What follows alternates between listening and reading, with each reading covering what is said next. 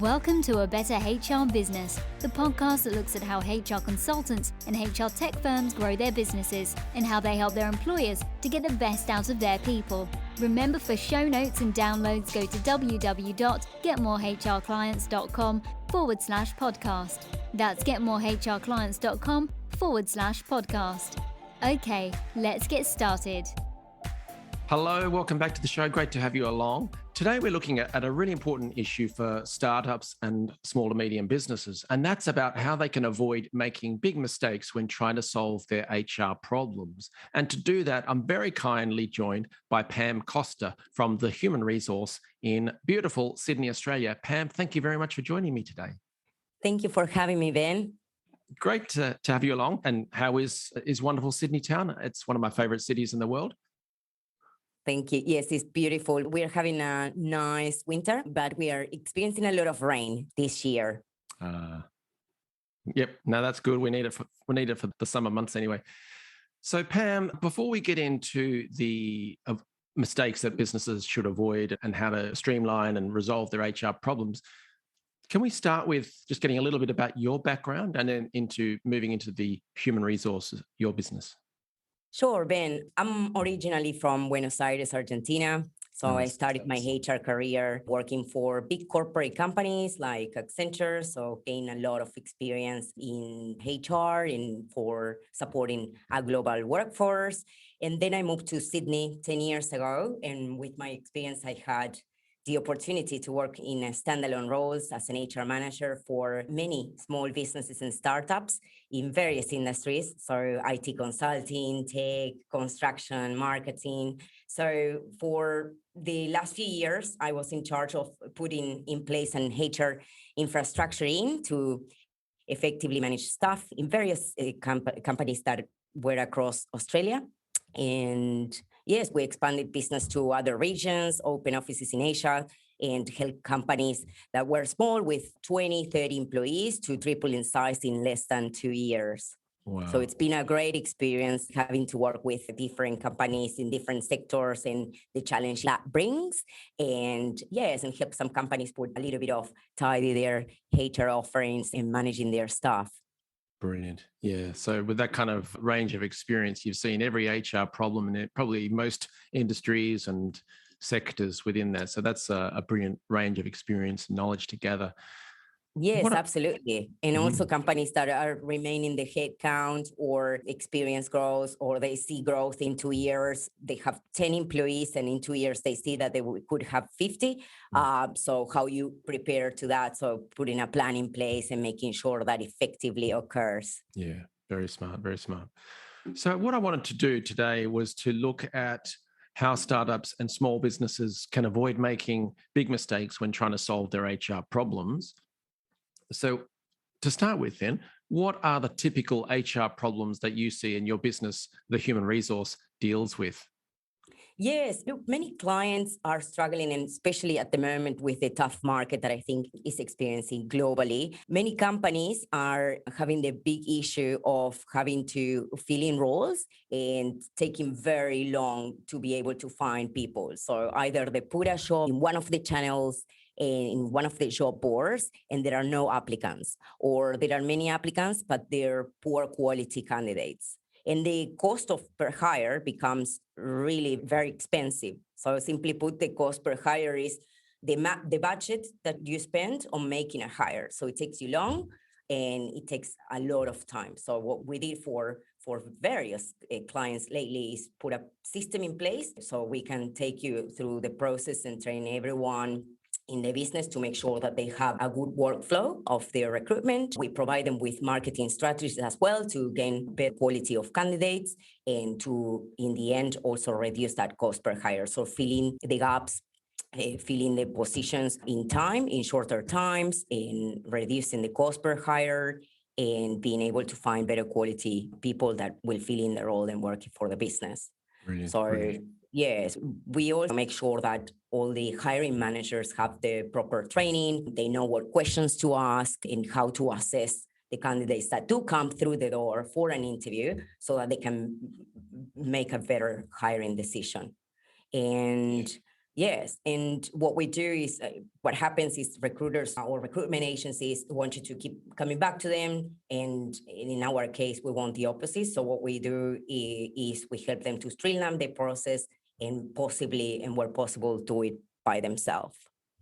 Got it. Okay. So at the big picture, you've got businesses that are struggling to find and then bring in new talent and actually get them on board, and then how to keep doing that in a way that it's faster and simpler. Are you seeing examples of pain points where companies aren't doing that? Yes, many companies don't know really what questions to ask in the interview, or how to write a job ad, or where exactly to go and find better candidates. So really it depends on the specific business, but it has happened to me that there was a company that didn't have any online presence. So what we've done is work a little bit on the employer branding.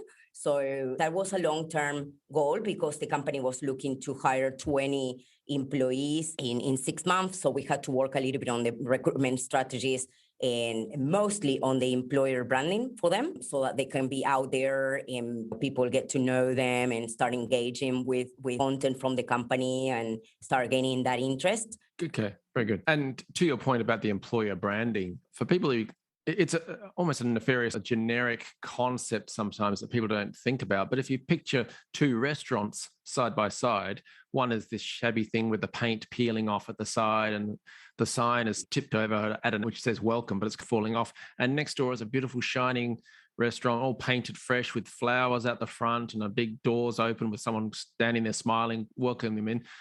Which do you think is going to bring in the best thing? And so that to me is an example of how employer branding can be applied, because it's from even just the external website and the presence, even the way job ads are written and structured. Like some job ads look like prison sentences. You will do this and you'll do it by 5 o'clock or you'll be in so much trouble. And other ones talk about their culture. And so I just think that this is such an important area that you solve. I know it's just one small piece of the puzzle, but I love the fact that you mentioned it because it is so important to businesses, particularly in the startups and the small business world where they're not necessarily aware of that. Because if you think about it, if you're that more welcoming restaurant, let's say, you're going to be more visible and more attractive to the kinds of people you want. They're more likely to join you. And also then that allows you to pick and choose the right type of people for your business, which therefore later on means they're better performers. You have fewer performance management headaches and stuff like that. Is that a sort of a fair summary? Yes, absolutely. So obviously many clients come and they need to fill in a position for yesterday. Some others have the capability to wait for a bit longer. So really you've got to resolve that problem. So what are some of the ways that startups and small businesses try to solve their HR problems? I know we've talked mostly about the attraction and retention, but maybe there's other HR problems that they face, whether that's performance management or other stuff. But what are some of the ways that they typically try to fix that maybe don't work so well? Yes. So what has happened, one of my clients recently came to me, gave me a call and said, I have 10 people leaving every month because at the moment with the great resignations, they're getting headhunted for other companies or they have the itch to go and work for the competitor. So this is a massive problem for this business and many businesses at the moment, especially when you are a small business. So you compete maybe with other companies that are more well-known. And so really depending on the size of your business, the total cost of replacing an employees can be very costly from a financial perspective.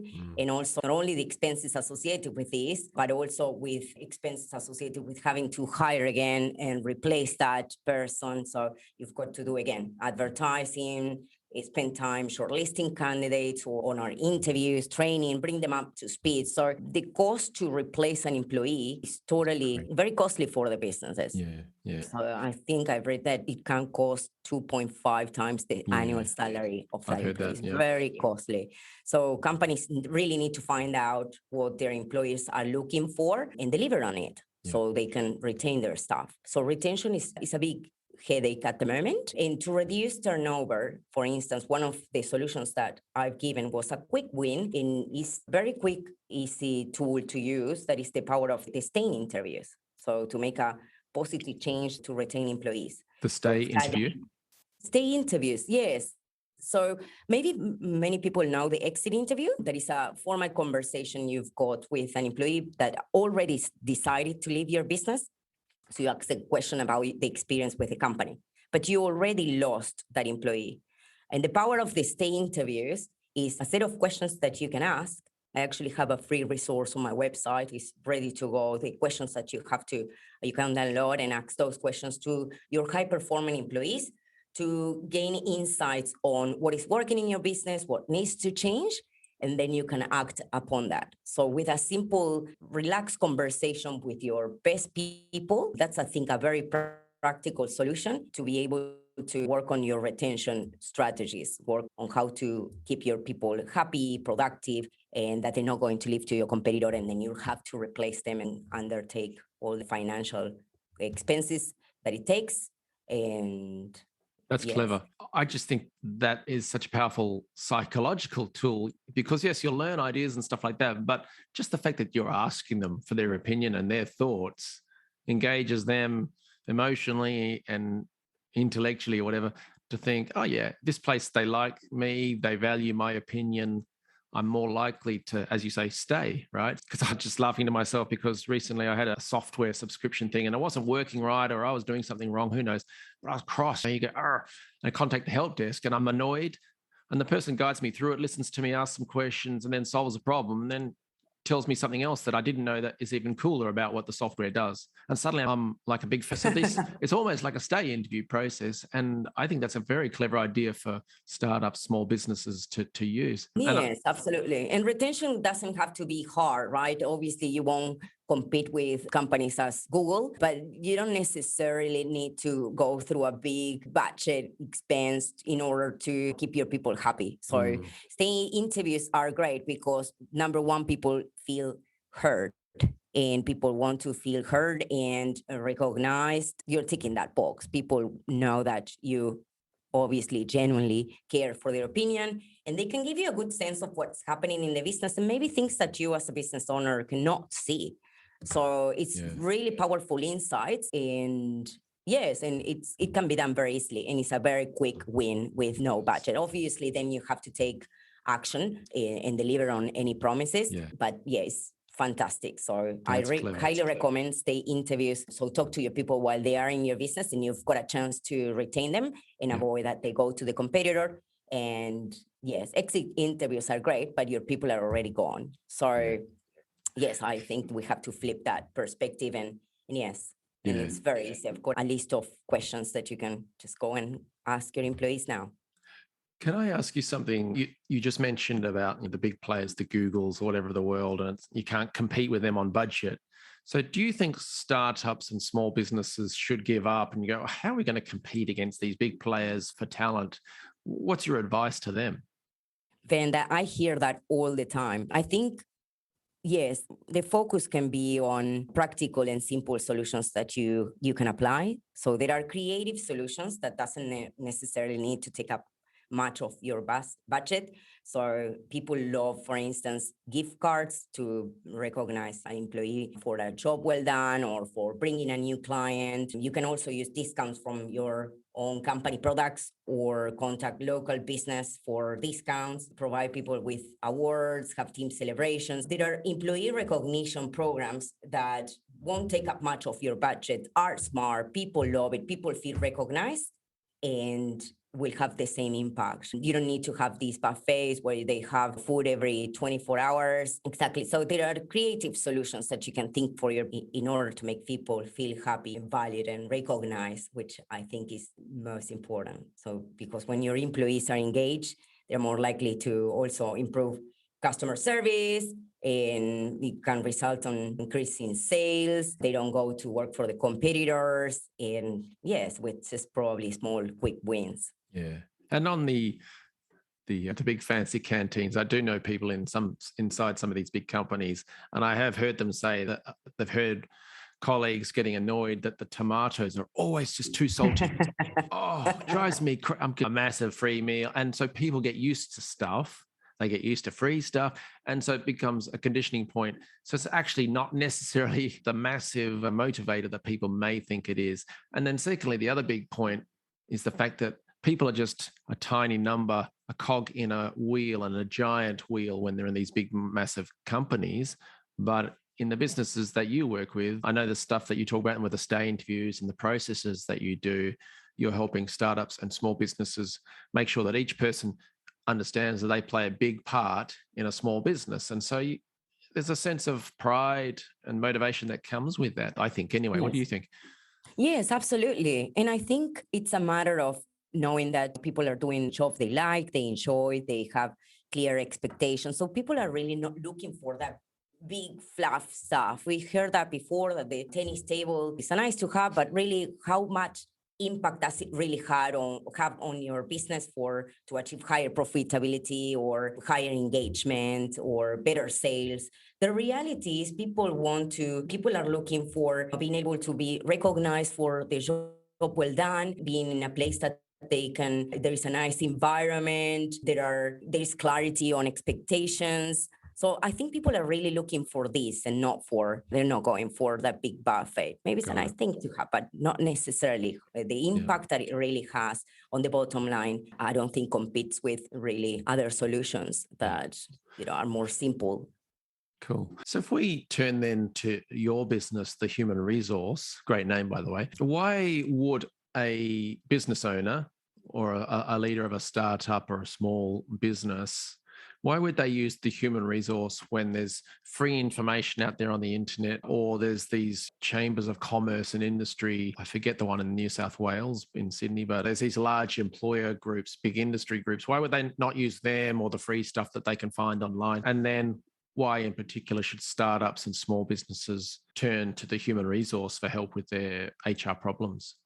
Sure, that's a great question. Actually, I think this happens a lot. Sometimes small business owners rely on the office manager or all these available resources that are online or free. The reality is that the time that it takes you to get to the solution, to the answer, is incredible. You don't have that time to waste. Probably might not be the right solution, and you really need an expert on your side to cover all the aspects of the particular problem you're trying to resolve. So it's a bit more complex than just finding a free template online. So the reality is, depending on where you see your business going, if you have, for instance, say 3 to 10 employees, and you will stay like that, you can have an HR consultant that you can call to ask questions occasionally or help you with comply with employer-related laws, which is very complex. In Australia, we have 100 modern awards to apply. So when you're making the decisions, you really need to know what you're talking about. So to resolve a particular problem is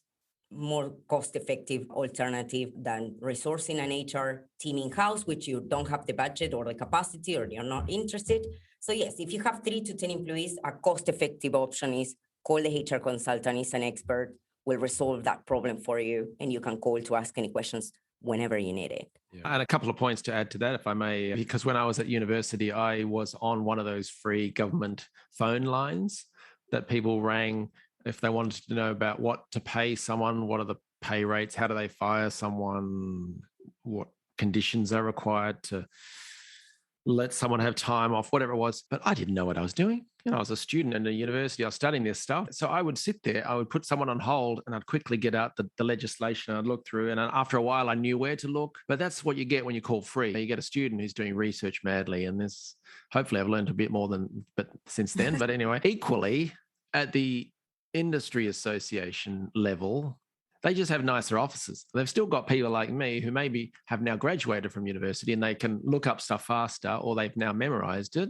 but they're still talking about facts and figures and conditions, maybe legislation, but there's not much beyond that. There's no strategic stuff that says, yes, technically you could conduct an exit interview. Yeah, but have you thought about doing a stay interview first because X, Y, Z? You won't get that stuff from these sort of more legislative focused services. Yes, you absolutely are more exposed. You really not sure that you can have unfair dismissal of claims or safety prosecutions, liability claims. So it goes more than just finding a template and a quick solution. You have to, when you make any employment related decisions, without following a policy or understanding the legislation or best practices, there is a likelihood of being exposed to to legal risks. And to the point you just said there about best practices, what that means in practicality for an employer, for people listening, best practices is a phrase, but what it means is, let's say the human resource sees a problem in your business and then realizes we've just solved that business in 3 other locations. That, yes, slightly different location or different office, whatever, but the core problems were the same. We knew what levers to pull, what needed to be done in what order, what process to get the best outcome and the best timing, stuff like that. So there's that seeing recurring situations and solutions and problems and applying that to your business, which is pretty hard to get elsewhere. Absolutely. You can count on calling an expert at any time needed to give you that advice that is going to be spot on, save you time, and make sure that you're following the right procedures, that you're not exposed to any legal issues. And yes, and that also is the best practice, as you're saying, is the way of doing things, the best way of doing things in comparison with competitors or with the industry. Yeah. So if I turn to a slightly different direction, then I'm an HR guy, but I'm also a marketing nerd. I'm curious, what kind of stuff you're going to do to get the word out about the human resource further? And also attached to that, you mentioned that you've got a stay interview guide. What other kind of resources do you have that startups and small businesses might be able to get from you today for free to learn more? Sure. I've selected the top 5 issues that I hear from my clients constantly and from problems that the market is experiencing at the moment. So most of the companies have high employee turnover. Everyone's going to the competition, or how do you work on your retention strategies? So I created it. We share the stay interview questions, so they're ready to go. You can download and start interviewing and having conversations around coffee with your best people, with your high-performing employees, so you can gain these insights, as we were saying before. Then we shared a guide to manage underperform when you have an employee that is underperforming and that is not doing a good job. So this is a big time. This is a recurrent headache that business owners have, having someone with poor performance. And what always happens is that many managers tend to avoid dealing with poor performance. I see managers waiting too long to raise performance concerns with an employee, or they try to put off delivering tough feedback. So because it's never easy and not pleasant, and many times they just simply don't know how to do it. As no one wants an underperforming employee, and it has a big knock-on effect on your organization, there is a possibility to help underperformance turn around the situation and get things back on track. So I provide a lot of advice how to put a plan in place to bring them up to speed again and meeting expectations. Excellent. But not all the time it does work. So it's very important. Obviously, you can't keep an underperforming employee for too long and then fire them without following the due process, because you're obviously exposed to a lot of costs in legal fees alone. So we have a step-by-step guide on how to manage underperformance safely, with the views of trying to turn around the situation. And if the performance doesn't get up to speed or improves in a specific set of time, then how to exit the employees safely. Very good. And what about on the hiring side? Have you got anything that employers could use when trying to find or select new people?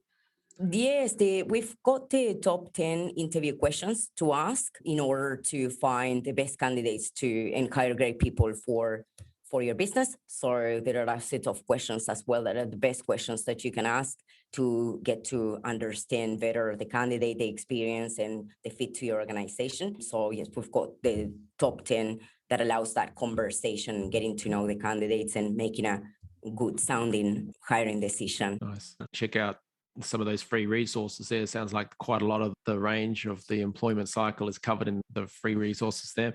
Pam, I host a podcast, but I think you should do one too, because I know you've got so much knowledge and wisdom to share in your head there. You should be getting that out there as well. You've thought about doing a podcast? Yes, absolutely. We're lining up some interviews and also as well some podcast solos where I talk about all these common problems that many of businesses are experiencing right now. We provide practical solutions for the whole employee life cycle, right? From when you have to hire people, how to retain your best people, and then when things don't go well, on when needed, exiting, or strategies as well on how to grow the business, in all things HR solutions that you can implement development in your business. We give a lot of advice and tips on how to manage the business better and help you to continue Brilliant. being successful. Oh, you heard it here first then, folks. So yeah, just check out the website for the podcast details, see what's coming along there now and in the future. So Pam, then just finally, for people listening to this who might think, oh, I know a business who could potentially use the human resource and their service offerings. For those people listening, who should they refer to your business? And then how do they learn more about the human resource? Yes, of course. So we are supporting small business owners in Australia who don't have an HR team or are looking for a more cost-effective option. And we help them with their pressing HR issues. We help them reduce costs, improve productivity, and grow their business. Excellent. And what's the website address? The website is www.thehumanresource.com.au. Very easy. Well, that is easy. Very good. Pam, I've had a great time learning about some of the HR issues and about what the human resource does and getting your perspective on it all. So thank you very much for sharing your time with me. I've had a great time. Thank you, Ben. It's been an honor to be part of your podcast. Thanks. Thanks for joining us today on A Better HR Business, the podcast that explores the world of HR consulting and HR tech businesses. For show notes and downloads, go to www.getmorehrclients.com/podcast. That's getmorehrclients.com/podcast. Remember to subscribe and share the show with any friends who are busy growing a HR business. Thanks and see you next time.